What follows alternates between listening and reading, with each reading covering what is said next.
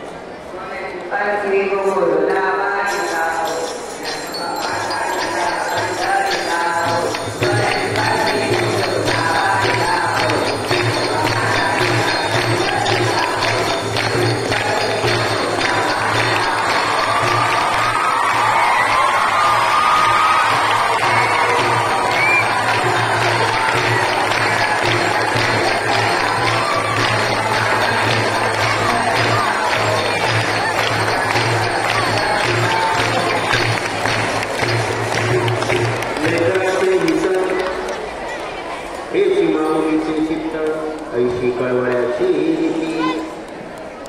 नसे लाभणारी प्रीती पोटी भर वाहे त्याचे सर्वही साहे तुका म्हणे से संता बाई ओझे ज्ञानेश्वर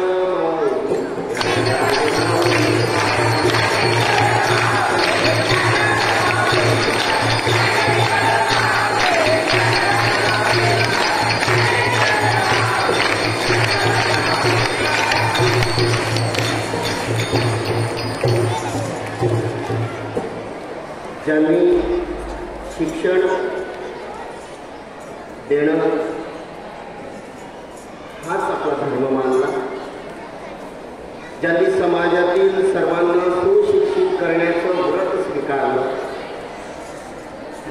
ज्यांनी संपूर्ण आयुष्य समाजातील सर्व स्तरातील मुलाबाळांना शिक्षित करण्याचं व्रत अंगीकारलं, असे शिक्षणाचं ज्ञानगंगा या जळगाव नवीन जळगाव जिल्ह्यावर प्रसारित करणाऱ्या या केसरी संस्थेचे श्रद्धेय श्रीमंत अध्यक्ष तसेच सर्व कार्यकारी मंडळ या सर्वांच्या कृपेतून या ए.टी. धामरे माध्यमिक विद्यालयाच्या वात्सल्य मूर्ती असणाऱ्या मुख्याध्यापिका यांच्या प्रेरणेतून या विद्यालयाचे मातृतुल्य विद्यार्थ्यांवर प्रेम करणारे पर्यवेक्षक, सर्वांना वात्सल्याने जिव्हाळ्याने शिकवणारे सर्व अध्यापक वृंद या सर्वांच्या प्रेरणेतून आजच्या या कीर्तन सेवेचा लाभ झालेला आहे। मी या कीर्तन सेवेबद्दल सर्वांचे अभिवादन करतो आणि या विद्यालयातील या सर्व बालगोपालांच्या सेवेसाठी जगद्गुरू संत शिरोमणी तुकोबा यांचा 4 चरणांचा अभंग सेवेसाठी निवडलेला आहे। लेकराचे हित हेची माऊलीचे चित्त, ऐशी कळवळ्याची रीती, नसे लाभा विन प्रीती, पोटी भार वाहे त्याचे सर्वही वाहे, तुका म्हणे ऐसे संताचे पाणी होते. मित्रांनो, लेकराचे हित वाहे हेची माऊलीचे. आता काही जणांनी सुरुवातीला विचारलं की आता माऊली म्हणूया, सर म्हणण्यापेक्षा माऊली म्हणजे कीर्तन सुरू करताना कमरा का बांधतात? आता कमरा नाही बांधायचं तर मग गळे घालायचे का? कीर्तन घालताना धोतरच का घातलं पाहिजे म्हणे, मग का बरमोडा घालून करायचं का? प्रत्येक परंपरेची, प्रत्येक संप्रदायाची एक परंपरा असते. या परंपरेचं कुठेही कोणत्याही कार्यक्रमाच्या माध्यमातून, मग ते कोणत्याही स्तरावरती असतं, त्याचं विडंबन होता कामा नये. ज्या परंपरा त्या संप्रदायानं श्रद्धापूर्वक जपलेल्या आहेत, त्या परंपरांचं पालन करणं हे सुद्धा आपलं आद्य कर्तव्य ठरतं. आणि म्हणून ही त्या वारकरी संप्रदायाची परंपरा जोपासत या वेशामध्ये आपण या कीर्तन सेवेला शुभारंभ करूया. विठ्ठल विठ्ठल.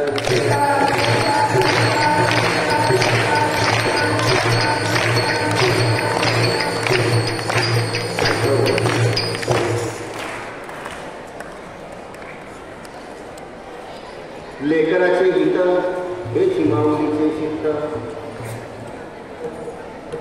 आज पहाटे पहाटे उठून प्रत्येकाच्या डब्यामध्ये आईनं काहीतरी छान पदार्थ दिलेला असेल. ते समोर बसलेल्या लेकरांचे काही डब्यांचे वास इथपर्यंत आले. माझ्या लेकराने शाळेत गेल्यानंतर भुकेलं राहू नये, काहीतरी खाल्लं पाहिजे, अभ्यासात त्याचं लक्ष लागलं पाहिजे. तुम्ही दिवसभर शाळेत आहे, परंतु तुमच्या माऊलीचं घरी तुमच्याकडे अजून लक्ष लागलेलं आहे. मुलाच्या हितासाठीच आई वडील झिजतात. आई वडील एवढे तीर्थ रूप काय? तीर्थ स्वरूप आणि तीर्थरूप याच्यामध्ये फरक आहे बाळांनो. तीर्थरूप देवा समानच आहे, कारण सदैव त्यांच्या मनामध्ये आपल्या लेकराचं भलं व्हावं, आपल्या लेकराचं उज्ज्वल भविष्य घडावं. भविष्य नाही म्हणणार, त्याच्यासोबत नशीब नाही म्हणणार, प्रारब्ध. भाग्य प्लस प्रयत्न यातून बनतं ते प्रारब्ध. नसीब हा शब्द योग्य नाही, प्रारब्ध. आपल्या मुलाचं प्रारब्ध उज्ज्वल व्हावं, सुंदर व्हावं, त्याचं जगणं सुंदर व्हावं, यासाठी घरी असताना सुद्धा ते आईवडील, ती माय अजूनही आपल्याकडे लक्ष ठेवून असते. सिंधुताई सपकाळ तुम्हाला माहिती आहे, गोठ्यात बाळाला जन्म दिला. त्या बाळाला दूध अमृता समान दूध पाजण्यासाठी प्रेताच्या निखाऱ्यावर भाजलेली भाकरी खाऊन अमृता समान दूध त्या बाळाला पाजलं. 2 वर्षाचं बाळ झालं नाही की अनाथ मुलं स्वीकारायला लागली. आणि त्यावेळेस दुसऱ्याचं पोर आपल्या सोबत असताना आणि आपलंही पोर सोबत असताना आपलं पोर आणि उचललेलं दुसऱ्याचं पोर या दोघांमध्ये कधीही आपल्या मनात आपपर भाव निर्माण होऊ नये, परकेपणाचा भाव निर्माण होऊ नये. म्हणून आपली स्वतःची मुलगी दगडूशेठ हलवाई पुण्याच्या संस्थांमध्ये तिथं आश्रमात ठेवली. आणि जिथं जिथं सापडतील, जे जे येऊन मिळतील, त्या सर्व अनाथ बालकांचं संगोपन करत ही माऊली निघाली. आणि या मुलांच्याच साठी, या मुलांच्या 2 वेळच्या जेवणासाठी, या मुलांच्या दुधासाठी ती माऊली भाषण नाही तर राशन नाही असं करत भाषण करीत करीत महाराष्ट्रभर नव्हे, भारताबाहेर सुद्धा पोहोचले. हे माऊलीचं मन असतं. जेव्हा ती भाषणाला बाहेर जायची तेव्हा त्या आश्रमातील छोटे छोटे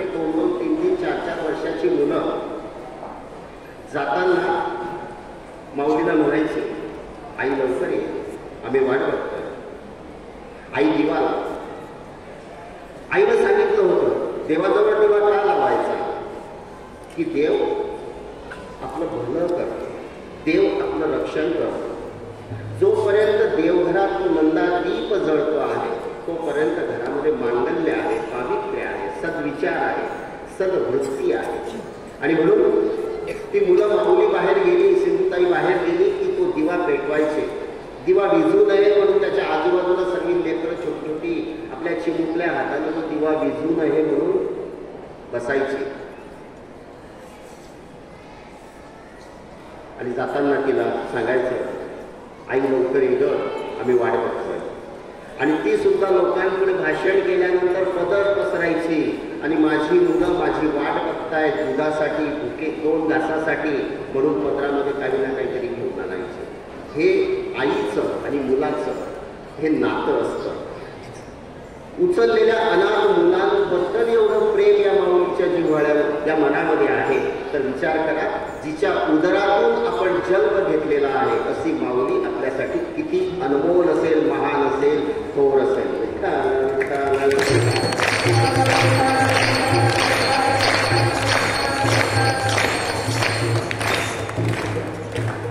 तुम्ही आपण सर्वजण जेव्हा जन्माला आलो तेव्हा एका महान स्त्रीच्या खुशीमध्ये आपण होतो, ती आपली आई होती. जेव्हा आपण रडायला लागलो, खेळता खेळता रडत होतो, त्यावेळेस आपल्याला सांभाळणारी सुद्धा एक महान स्त्री आपल्याजवळ होती, ती आपली बहीण होती. ज्यावेळेस शालेय जीवनामध्ये कुठं अपयश आलं, कुठं खचलो, कुठं निराशा, कुठं उदासीनता आली, त्यावेळेस सुद्धा आपल्याला हिंमत देणारी एक महान स्त्री होती, ती मैत्रीण होती. ज्यावेळेस संसाराच्या रहाट गाड्यात या सर्व प्रपंचात चिंतेनं ग्रासलो गेलो, त्यावेळेस सुद्धा पाठीमागे उभं राहून हिंमत देणारी महान स्त्री होती, ती पत्नी होती. आणि आजही म्हातारे झाल्यावरही आजारानं चिंतेनं त्रासलेले असताना, चिडचिड करताना सुद्धा एक महान मुलगी संदेश देते, सांभाळते, काळजी करते, ती आपली मुलगी असते. अशा अनंत रूपानं ही माऊली गुरुस्थानी आहे आणि म्हणून या माऊलीला आजच्या या सेवेच्या माध्यमातून वंदन आहे.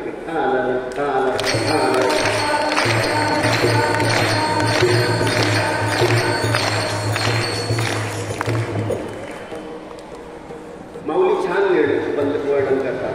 ज्ञानेश्वर माऊली, ज्ञानेश्वर माऊली कसे होते? तुमच्या आमच्या सारखेच होते, परंतु आपल्यातून असामान्य होते. कैवल्याचा पुतळा ज्ञानी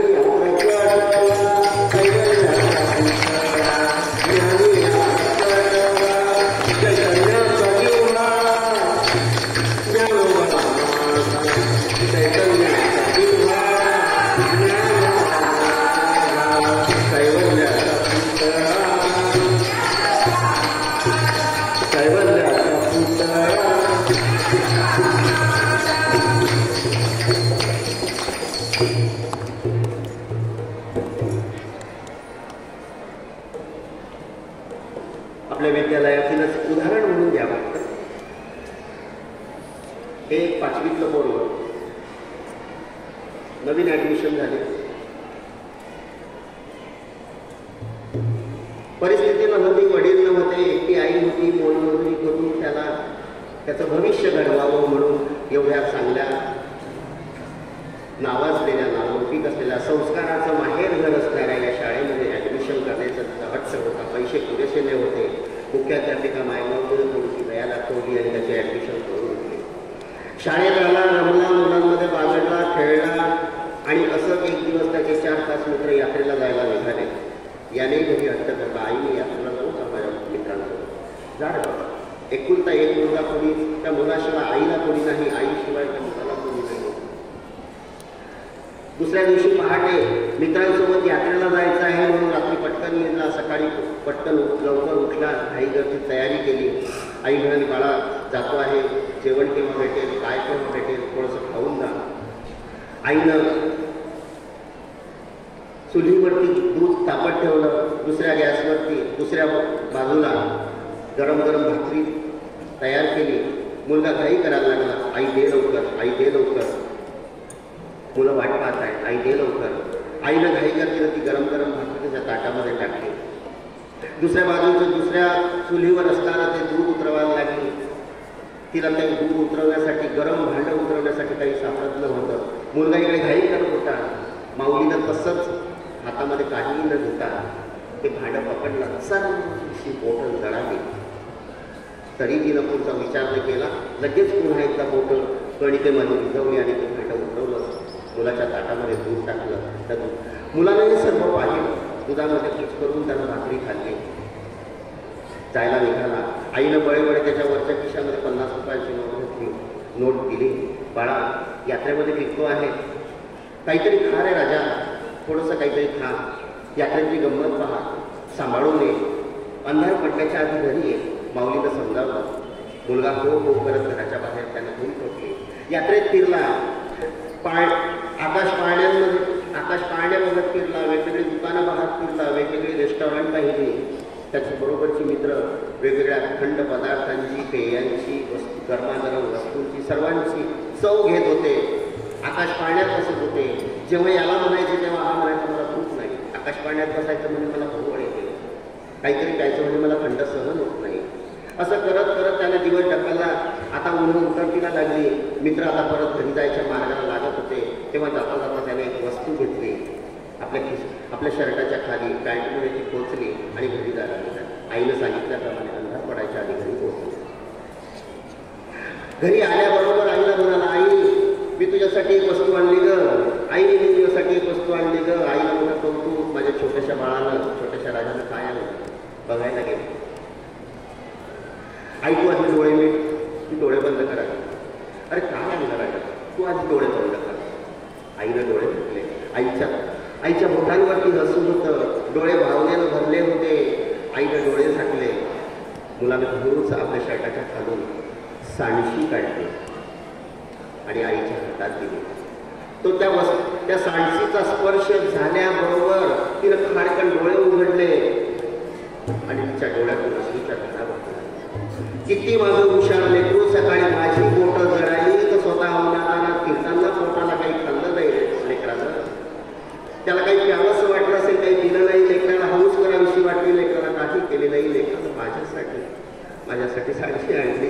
आईचं मन भरून झालं. आईच्या डोळ्यातून घडघड आशू वाहत होते आणि त्या आशूंचा अभिषेक त्या लेकराच्या डोक्यावरती पवित्र सिंचन करत होता.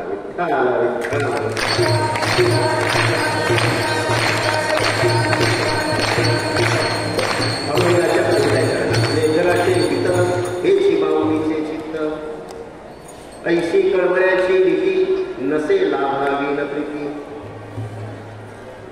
आई आपल्यावरती अतोनात प्रेम करते. एकमेकांवरती प्रेम करताना त्याचे कोणत्याही प्रकारचे उपकाराची परतफेड न करणाऱ्या काही जोड्या शास्त्रानं सांगितलेल्या आहेत. याच्यामध्ये गुरु आणि शिष्य यांची जोडी अपरंपार आहे. गुरु आपल्या शिष्याला जे आहे त्याच्याजवळती ते सर्व ज्ञान देतो. शिष्याला ज्ञानवंत करून सोडतो आणि शेवटपर्यंत त्या शिष्याच्या पाठीशी उभा राहतो. कोणत्याही मोबदल्याची अपेक्षा न करणारा हे नातं आहे. दुसरं नातं ईश्वर आणि भक्त. ईश्वराच्या मनात त्या भक्ताचं स्थान असतं आणि भक्ताच्या हृदयात तो देव सामावलेला असतो. आणि म्हणूनच जनाबाई म्हणतात, धरीला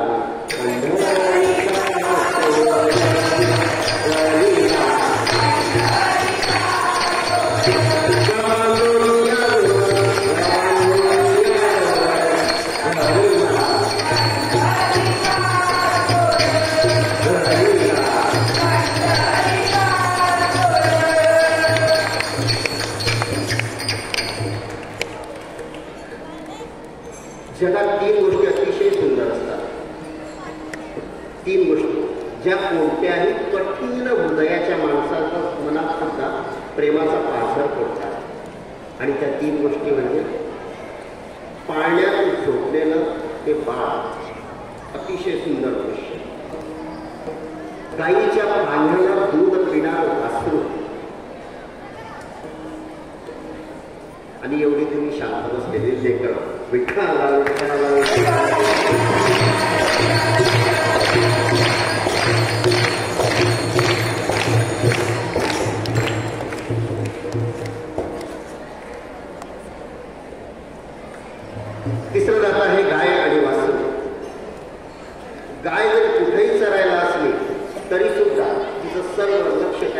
गोठ्यातल्या वासराकडे असतं आणि ती परतायला झाली की ते वासरू सुद्धा त्या दावणीतून तुटायला करतं आणि आपल्या आईकडे धाव घेतं.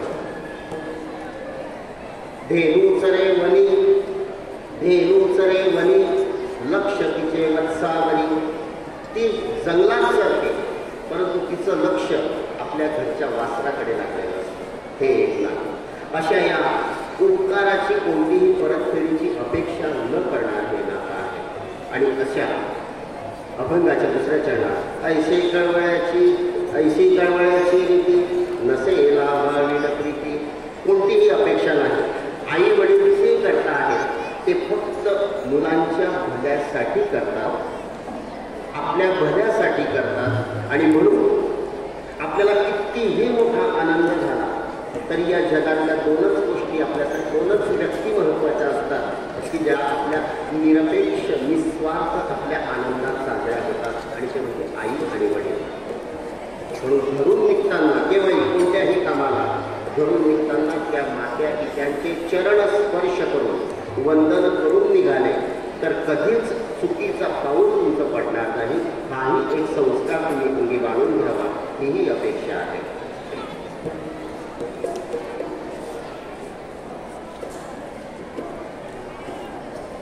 एक 8वी-9वीच्या वर्गात मुलगा होता.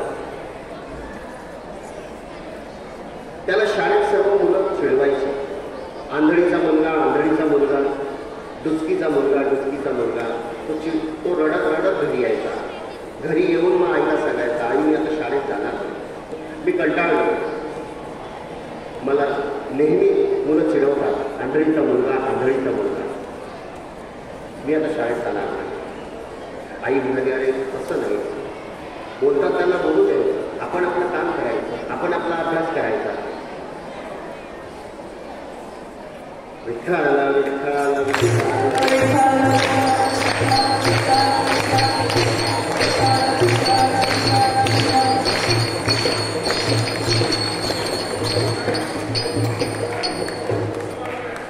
मुलाची कशी तरी समजूत काढली आणि मुलाला परत शाळेत पाठवलं. असं करत करत आणखी दिवस गेले.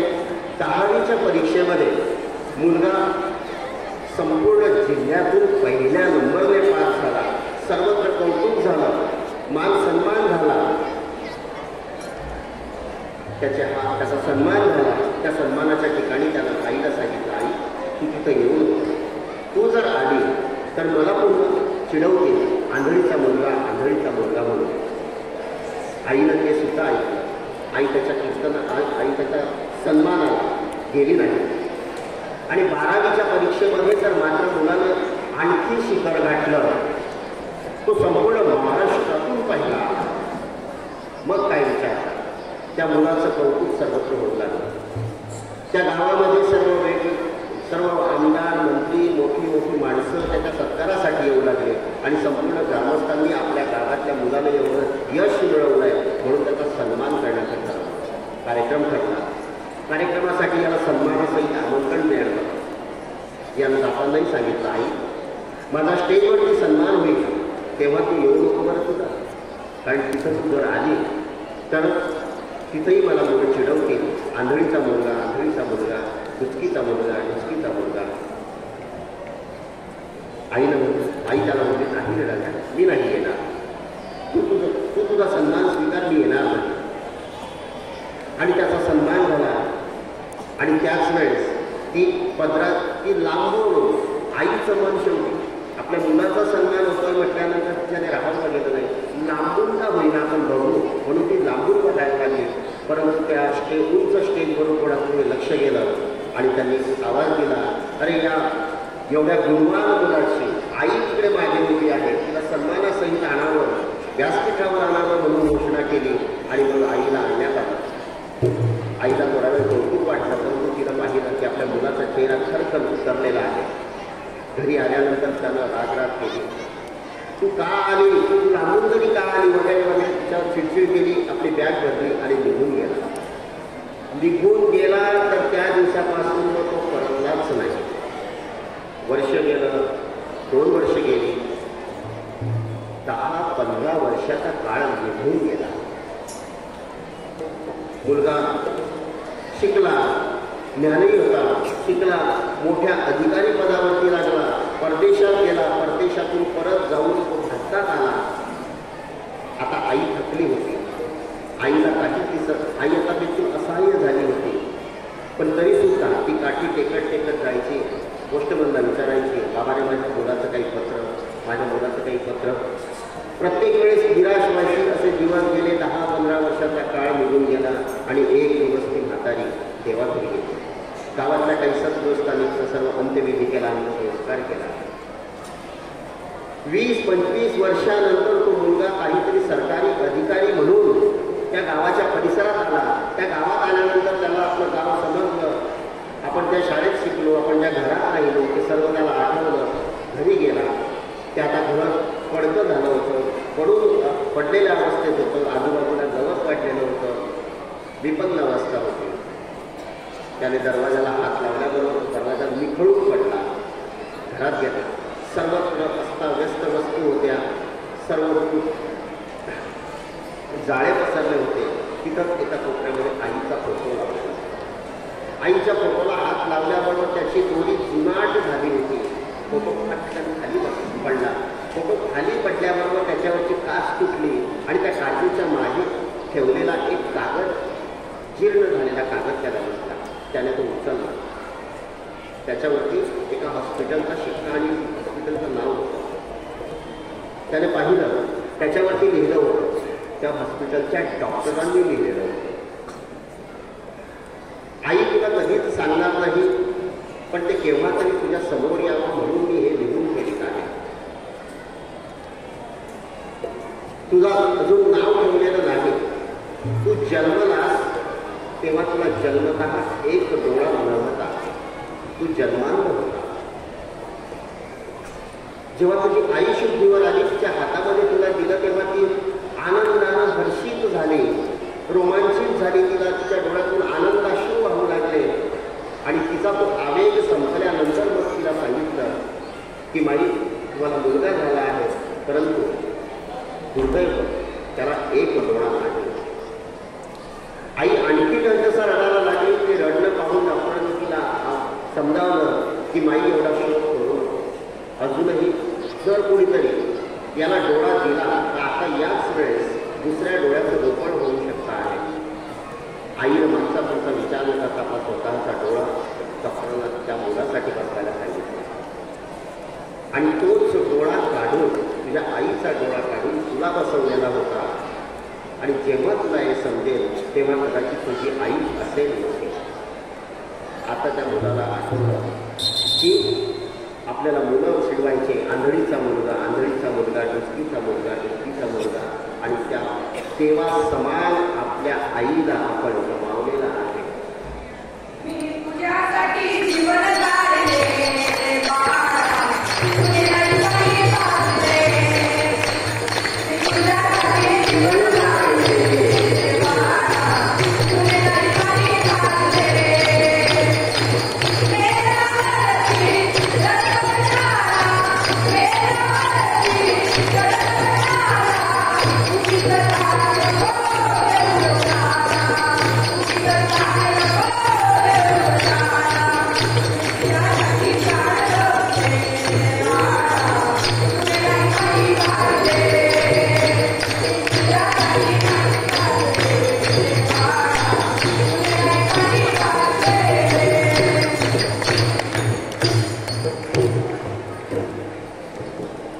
कोणत्याही अभंगाच्या तिसऱ्या चरणात ऐशी पोटी भारव आहे, त्याचे सर्वहीच आहे. ज्याला 9 महिने पोटात वागवून एवढंच नव्हे तर त्याच्यासाठी आयुष्यभर आई झिजते. आई त्याच्यासाठी प्रत्येक आपला सुखाचा क्षण त्याच्यासाठी घालवते. ती माऊली असते, ती आई असते. त्याचे सर्वहीच आहे. लहान बाळ पाहिलं असेल तुम्ही, छोटंसं बाळ रांगणारं, घरामध्ये एखादा दिवा लावलेला आहे, आई दुपारचं काम करते आहे आणि त्यावेळेस ते रांगणारं कोण? आंब्या चालणार माहिती, आंब्या चालणार रांगणारं कोण? ते थोडा वेळ आईजवळ बसतं, काहीतरी दिव्याने खेळतं आणि मग त्याला तो सकाळणारा दिवा दिसायला लागतो. मग त्या दिव्याकडे ते जायला लागतं. आईचं लक्ष जातं, दिव्याकडे जातं. आईला माहिती असतं याला जर दिव्याला हात लावला तर याला चटका बसतो. मग तो आई पटकन उठते, त्याला उचलते, बसवते, त्याला समजावते. ते थोडंसं रडतं, शांत होतं. आई कामात लागते. पुन्हा त्याचं लक्ष जातं. पुन्हा आईचं लक्ष नाही म्हणून रांगत दिव्याकडे जायला लागतो. आई पुन्हा पटकन उठते, त्याला उचलते, त्याला त्याच्या पाठीत एक फुटकी मारते, त्याला दटावते, त्याचा गालगुच्चा धरते, डोळे मोठे करते. पोरगं थोडा वेळ रडतं, शांत बसतं. पुन्हा आई कामात लागली की पुन्हा त्याचं ते रांगत रांगत रांगत दिव्याकडे जायला लागतं. मग मात्र आई उचल, आता त्याला काखेत दिसते, त्याचा येऊन असं चिमूच्या हातातल्या हातात घेते आणि दिव्याजवळ देते. लाव बरं हात लाव. दिव्यावर नाही ठेवत, त्या दिव्याच्या ज्योतीच्या जवळ देते फक्त. आणि मग त्याला थोडीशी आस लागते. मध्ये बोलतो भाऊ, त्याचं ते ज्ञान मग झालं की चकाकणारी वस्तूचा चटका बसतो.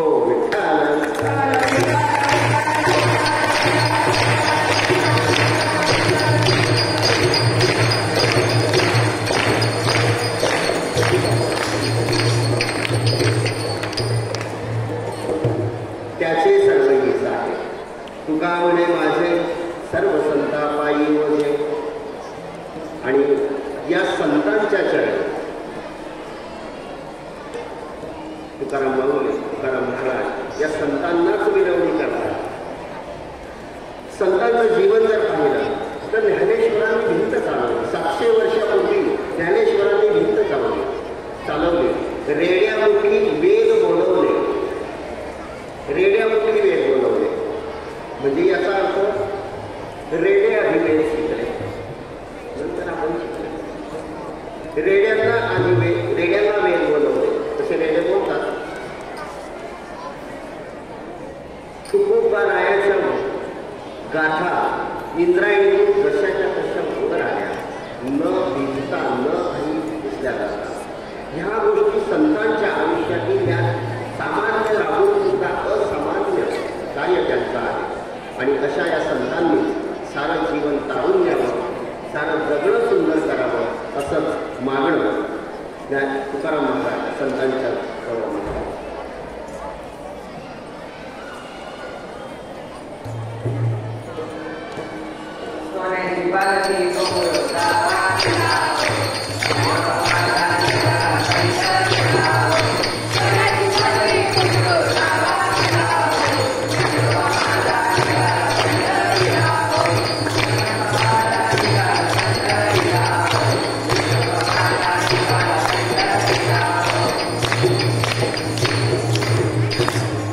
लेकराचे हित हे चिमावणीचे चित्त, ऐशी कळवण्याची रीती, नसे लाभावीन प्रीती, पोटी भार वाहे त्याचे सर्व हिंसाडे, तुका म्हणे माझे संतापायी ओझे. या पद्धतीनं तुकाराम महाराजांनी या 4 चरणाच्या अभंगातून आई वडील गुरु आपल्यासाठी किती निरपेक्ष भावानं सेवा देत असतात, आपल्यासाठी झिजत असतात. आणि एक जे झिजतं, सहाण्यावरती जे झिजतं तेच भगवंताच्या मस्तकापर्यंत पोहोचतं. जे झिजत नाही ते कधीच भगवंताच्या मस्तकापर्यंत जात नाही. आणि म्हणून एक आंधळा मंदिरामध्ये गेला होता, मंदिराकडे जायला. मंदिराच्या रस्त्याने येताना मग ओट्यावरती बसलेले 2-4 जण त्याची गंमत करायला लागले. हे आंधळा दर्शनाला झाला, तुला देव तरी दिसणार आहे. त्यावेळेस त्या आंधळ्याने उत्तर दिलं की भलेही देव मला दिसणार आहे, पण माझ्या देवाला मी तर दिसणार आहे ना. हा भाव संतांनी सर्वांच्या मनामध्ये निर्माण व्हावा ही अपेक्षा वर्णन केलेली आहे. आणि ही सेवा या निमित्तानं 4 चरणाच्या अभंगात 4 चरणाच्या माध्यमातून आपल्या सर्वांच्या सेवेसाठी घेतलेली आहे. ज्ञानेश्वर